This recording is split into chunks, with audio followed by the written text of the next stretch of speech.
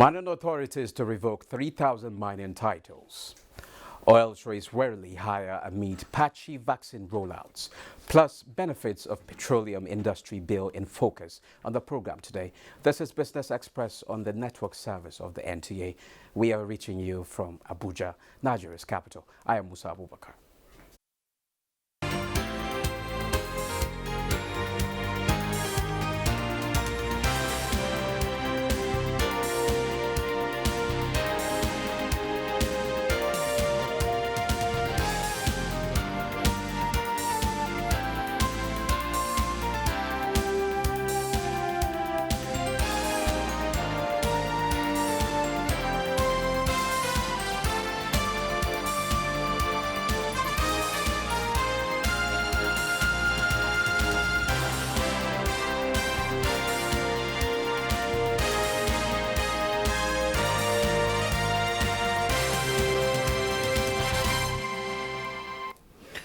As the world fixes its eye on the COVID-19 vaccines to strengthen economies, the Executive Director, National Primary Healthcare Development Agency, Faisal Shuaib, has assured Nigerians that any investment in the procurement of COVID-19 vaccine, the logistics, delivery and administration processes has a dual benefit of protection against COVID-19 infection and strengthening the country's primary healthcare system. He explained that the expected engagement of additional healthcare workers to administer the vaccine and ensure non-disruption of routine services, the intensive capacity building and the acquisition of new and additional cold chain equipment will contribute immensely to strengthening the PHC system.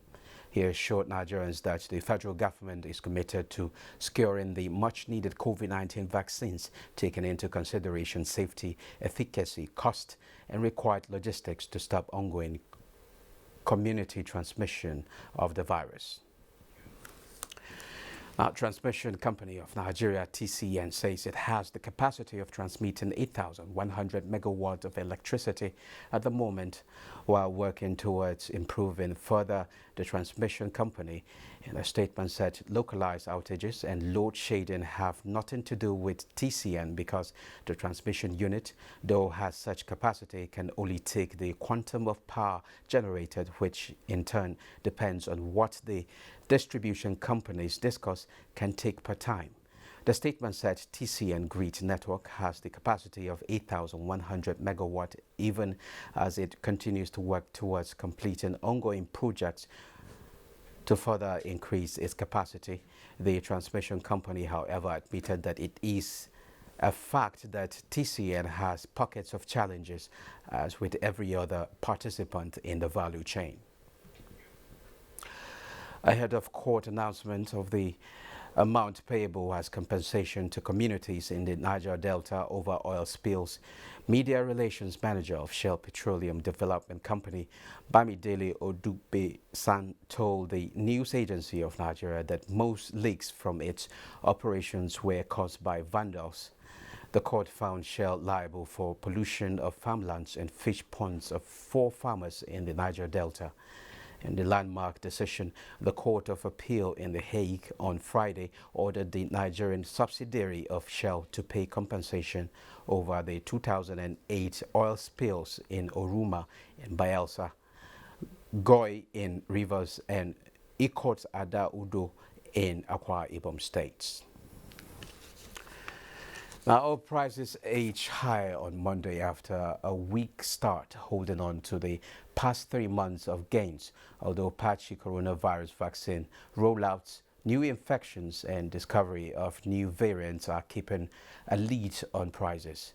Brent crude futures were up 10% at $5.14 a barrel, while U.S. West Texas Intermediate gained 1 cent to $52.21. Both benchmarks gained nearly 8% in January. Silver soared as much as 7.4% to climb nearly 6 months peak on Monday after social media posts last week called for retail investors to flood into the market and push up prices of the precious metal. A look at prices on the commodity market.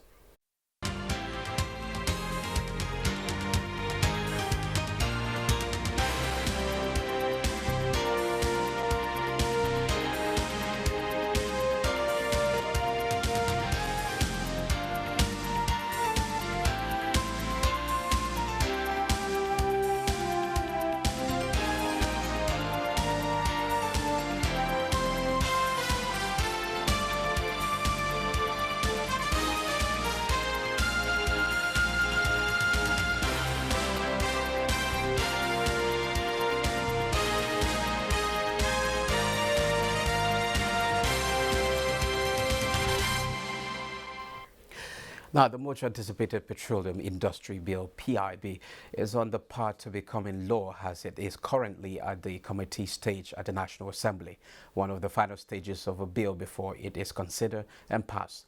The Senate Joint Committee on Petroleum Upstream, Downstream and Gas concluded its public hearing on the bill on Tuesday. The bill seeks to enhance the growth of the nation's oil and gas industry, modernize physical system, and enhance competitiveness while creating harmony for all stakeholders. Joining me is an associate professor of development economics from the University of Port Harcourt, Dr. Godly Otto, and together we will attempt to read the minds of the makers of PIB as the passage of the bill enjoys attention. You're welcome to Business Express. Thank you. Welcome, Nigerians. Okay, the deliberation on the PIB is to provide legal backing and protection for the development of host communities for the collective good of the nation. Let's call it a balance of interest between stakeholders in the sector. How can that be achieved? Well, you see from the bill, you see from the whole of the 252-page document, aside the 10% contentious figure allocated for host communities, there's not much that is given to the host communities. But I believe that the bill is in the right place. It should be passed. Probably after the bill, the operators, in terms of either the IOCs or to whatever companies that will come to operate, will now have the corporate responsibility which they can define further issues with the host communities. I think that's the way forward. Okay, at the just concluded public hearing, host communities are demanding for 10% equity shareholding, while government is proposing 2.5%. Where do you see the meeting point for the operating expenditure and why? Now, this 10% is for the companies that will be established, not the 10% that will arise from the profit. This is a different 10%. But I suggest that instead of, since the government is offering 2.5% and the host community is 1%, maybe government can up its offer to about 7%, 5 to 7%. Maybe that'll be a meeting point. But the definition of who does not belong to a host community will be an issue, because depending on the definition of host communities are joining operations we claim to be host communities. What about offshore? Those questions will arise. So probably the way forward is for the government to be silent over such issues and think of another way to go for that matter, because the definition of host community is certainly an issue. But perhaps if they offer 7%, and they can leave the state governments to think about that. Okay. The host communities also want to be the beneficiaries of gas flare penalty funds, and the argument is they are direct victims of gas flaring. What's your take? No. I don't agree with that. You see, the problem would be that once funds are coming as a result of gas flaring and the host communities are benefiting from it, the distribution of those funds will become an issue. And once there are people benefiting from the flow of such funds, they won't want that to stop. So I believe that what government should do is insist on the stoppage of gas flaring. And there are three ways of you can stop. You can inject it back to the ground. You can convert it to energy. And so the idea of gas flaring, even the penalties should not be. The gas flaring must stop. Government has stipulated giving different dates for gas flaring to stop, and the operators are continuing. Gas flaring has to stop. Those penalties should not arise. Gas flaring has to stop. That's my take. Okay. Gas flaring should stop. Nobody should collect any penalties. Those penalties must have an end date, and so that the operators should continue with gas, which should not continue, should discontinue gas flaring. But there are also issues of gender representation, change of name to energy industrial bill. How can all this create a sustainable investment climate? No, those issues should not arise now. I know energy seems more encompassing, but if you look at it, there are different sorts of energy. Light is a source of energy. Coal is a different a source of energy. Hydro is a source of energy. There are a number of sources of energy.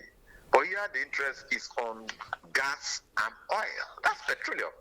So except the bill covers a wide range of issues, has to do with electricity and all that. But if the bill is restricted to petroleum, that name the idea of change of name does not arise. And secondly, I don't see where gender comes in the equation. I agree that in the communities that are impacted on, there are male, there are female, but that's a community.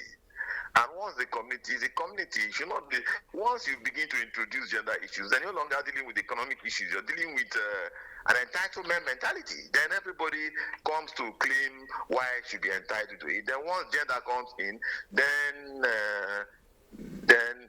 other demographics may come in, the youth will come for it. Then those who are disabled, then the issues will be multiplied. So I believe that we should leave it as petroleum industry bill as those who have proposed, and so that we can make progress, pass this bill, and get these issues behind us. Now, if passed into law, NNPC will be unbundled with targets given to the new company for optimal performance. Do you see such a reform in the sector getting the desired acceptance by all players? Yeah. Well, at the end of the day, a few people might grumble, but at the end of the day, things will go. You see, when government has a will, there'll always be a way. When there's a will to progress, there'll be a way. A way. So I believe there will be a way forward if government has the will to get those things done. You know, the issues about petroleum and recent have been overhyped since the 1990s. Before then, the industry operated quietly. And in many countries of the world, the industry operates quietly, without all these ado that we find now. But the issues became hyped when workers in the industry began to ask for outlandish wages for themselves. And once they began to ask wages and compare themselves, international wages, and then government took, sooner or later, everybody knew there was a lot of money there, and everybody is clamoring to get his own share of the cake. I think that's how it is. So we must come back to encourage people to work to earn whatever they get, not just sit down and have an entitled mentality and go for issues by creating problems. So that's what government should discourage. That people must not get things which they have not earned or which they have not put in effort for.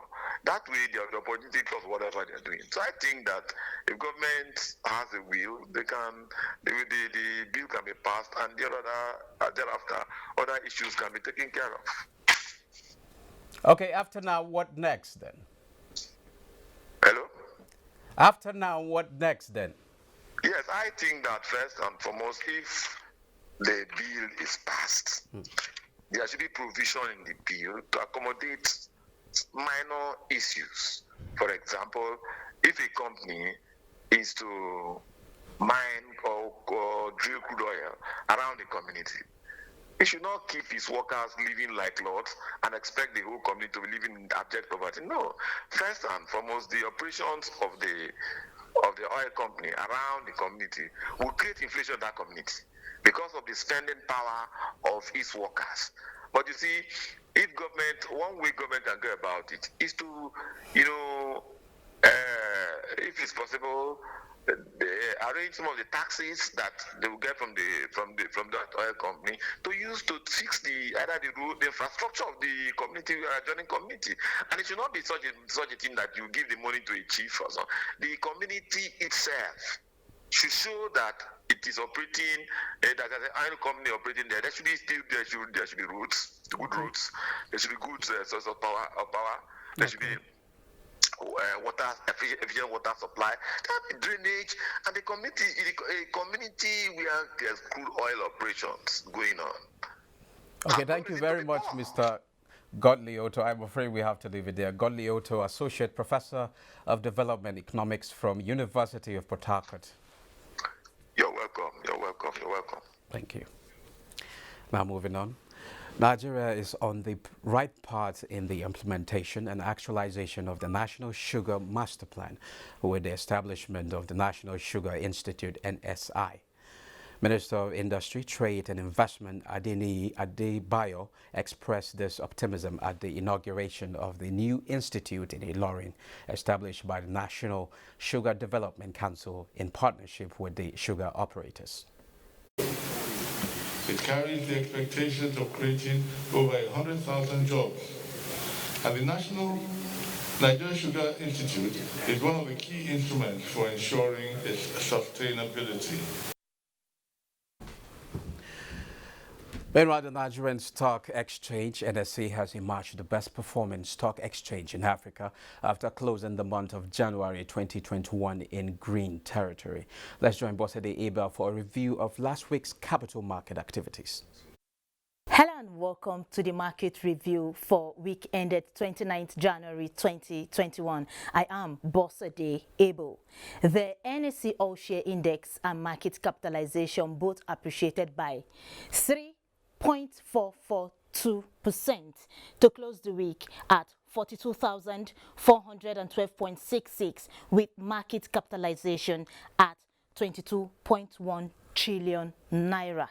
A total turnover of 2.5 billion shares worth 27.8 billion naira in 31,466 deals were traded in the week by investors on the floor of the exchange.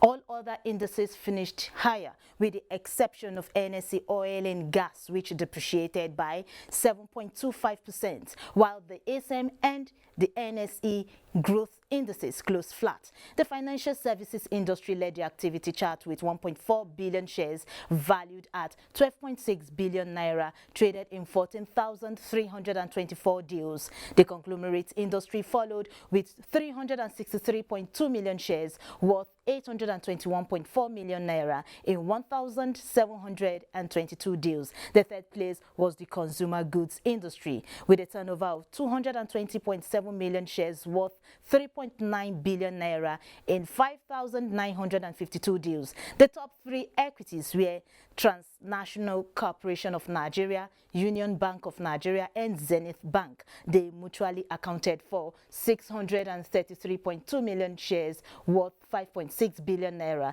in 3,947 deals. A total of 262,345 units of exchange traded products (ETPs) valued at 2.2 billion naira were traded in 61 deals, as well as a total of 20,510 units of federal government bonds valued at 22.1 million naira in 17 deals. At the end of the transaction, 41 equities appreciated in price during the week, 34 equities depreciated in price, while 86 equities remained unchanged. Stocks in the Asia Pacific were higher on Monday trade as data releases show manufacturing activity in China growing at a slower pace in January. Bosede Abel again has a summary of market activities. Global scene. Global shares bounced and silver market surged on Monday as retail investors expanded their social media fueled battle against Wall Street. Stocks in Asia rose on Monday as silver prices saw strong gains. Hong Kong's Hang Seng Index saw robust gains, advancing 2.15% to finish its trading day at 28,892.86. Mainland Chinese stocks nudged higher on the day as the Shanghai Composite rose 0.64%. In Japan, the Nikkei rose 1.55% to close at 28,091.05. In Europe, stocks also advanced on Monday, echoing positive market sentiment in other parts of the globe. In the United States, overnight trade on Sunday showed index futures turned positive in volatile trading following last week's heavy losses, the worst for the market since October. Futures for the S&P 500 and Nasdaq both opened positive on Wall Street, up around 1% in early trade. Africa is not left out of the positive rally to start the week. In Southern Africa, South Africa's JSE Africa Top 40 advanced 1.132%. Namibia's overall index also inched up Tunisia's Tunidex led gains in North Africa. Nigeria's NSE All-Share Index led gains on the continent in the month of January and is still taking the lead, closely followed by Ghana's GSE Composite Index. Kenya's Nairobi's All-Share Index, however, recorded losses. And that was the market review. Please stay for the concluding part of the program. I am Bossede Able. Equities market closed on a negative note the first trading day of February as the all-share index depreciated by 0.13% to close 42,357.90 basis points, with market capitalization at 22.1 trillion naira. A total of 586.8 million shares worth 6 billion naira exchanged hands in 7,611 deals at the end of the day's transaction. The most sought after stocks were Union Bank, Nigeria, Transcorp and UBA. Nigerians have continued to lament the hike in the prices of cement, a situation they say has made it difficult for most of them to build their own houses.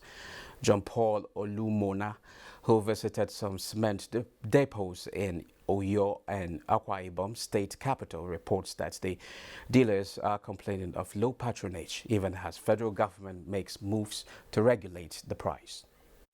Minister of Industry, Trade and Investment had cautioned Nigerians against panic purchase of cement due to the recent price increase of the product in some parts of the country, as the ministry has been working assiduously to engage all the relevant stakeholders in the cement manufacturing sector to address the situation. Despite this call by the federal government, many Nigerians, especially Uyo residents, are still lamenting the setback caused by the lingering hike in the prices of cement. Prince Ezenwa is a petty trader based in Uyo, Akwa Ibom State.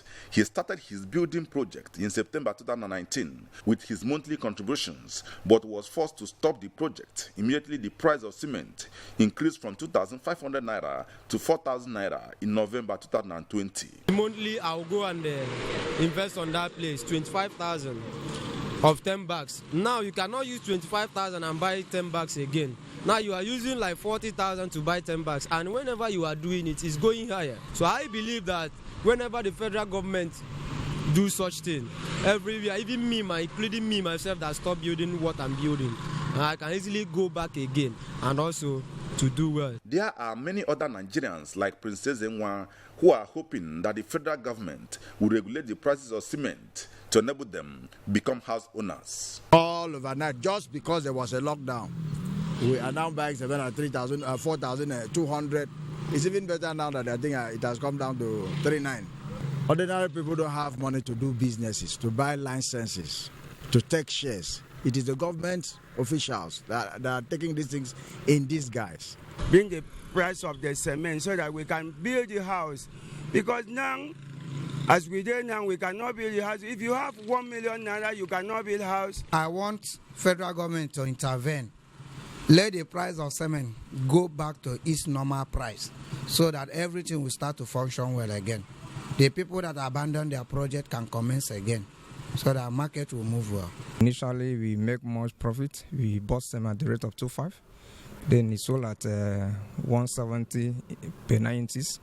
Then since this is 150, 5 is 140. But after the NSAS protest, the cement jumped to 3,800, 4,000. The people appeal to the federal government to invest more in cement production by giving loans to encourage more businessmen in the industry. Have low of production of cement in Nigeria due to the issue of only one person circulating cement in the whole Nigeria. The way forward is to give opportunities to other people to come into the industry and make it competitive. When there is competition in cement production, automatically the price of cement will naturally come down. Nigerians are hopeful that the efforts of the federal government to bring down the prices of cement will yield results. In Uyo, John Paul Olumona. The safe haven dollar found support at the start of a new week, with traders remaining wary amid the battle on Wall Street between hedge funds and retail investors.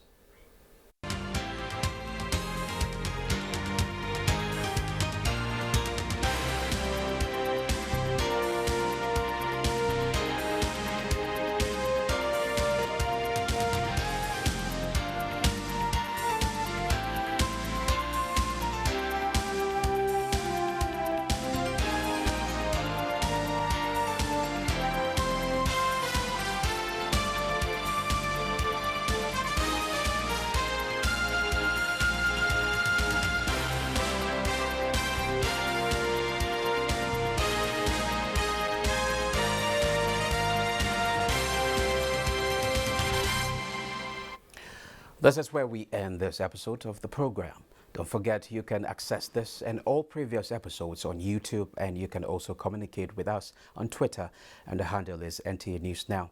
The hashtag is BizExp. We value your feedback. Do join us again on Tuesday at 9:30 a.m. for another package. I am Musa Abubakar saying stay safe.